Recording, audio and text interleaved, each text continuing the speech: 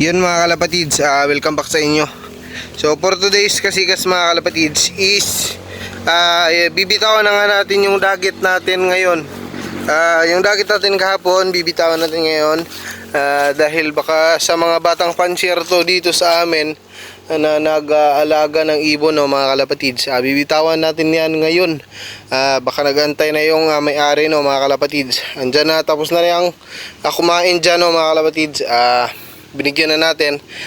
Papakawalan natin yan ngayon mga kalapatids. Kunin lang natin kasi wala tayong cameraman, no, mga kalapatids. Kunin lang natin mga kalapatids. Let's go, samahan nyo ko. Bye.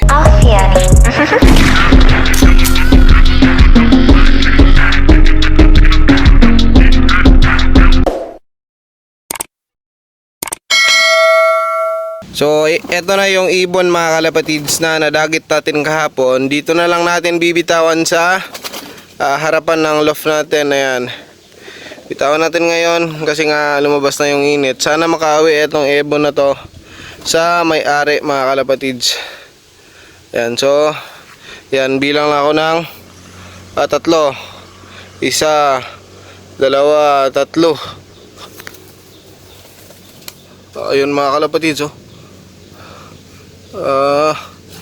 Dyan lang dumapo sa bubong natin. So bubugawin natin mga kalapatids gamit itong stick natin.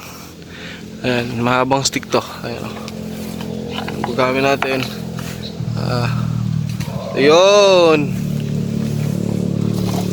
Yun, dumapo lang dun sa puno ng mangga. Ay.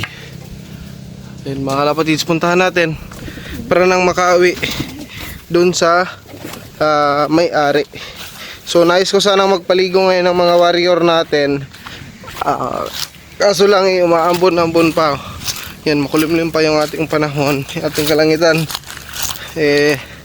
Wag na lang baka hindi matuyo etong mga warrior natin. Yan, dito yan. Saan ba yun? Dito yung ibon eh. Yan lang pala. Yan lang, oh. Ayan, oh. Ayan, bugangin natin. Yun. Yun. Yun o. Ang amo na itong ibon na to. Andyan pa rin. Kuha lang muna tayo ng pambugaw. Eto. Meron tayo ditong pambugaw. Ito. Bugawin natin. Ayun. Yun o. Yun. Sana ay makauwi sa may-ari, sa tunay na may-ari, yung ibon na yan. Ayun, umalis na. Ayan. Malalaman mo kung alis yun o hindi. Kasi dito yun mag-iikot. Tsaka dun wala naman wala na sa kamay ko. Yan. Umalis na mga kalapatids. Bali yun nga, nagpakain nga tayo ng ating mga breeder at tanghali na. Yan na yung YB ni na Grisel. Malaki na, pero nabansot para sa akin kasi nga hindi tayo nagbigay ng pula at puting vitamins. Ayan, tsaka dito na rin kina mama ni Raya, nagpakain na rin tayo. Yan lang yung mga YB natin. So, bukas pala mga kalapatids is pupurgahin natin to si Raya. Kukondisyon natin. Subukan natin ilipad to. Gagawin natin flyer na si Raya. Ayan. Tsaka bukas kukunin na natin yung ayan, kung mapapansin nyo itong Paris ni Raya.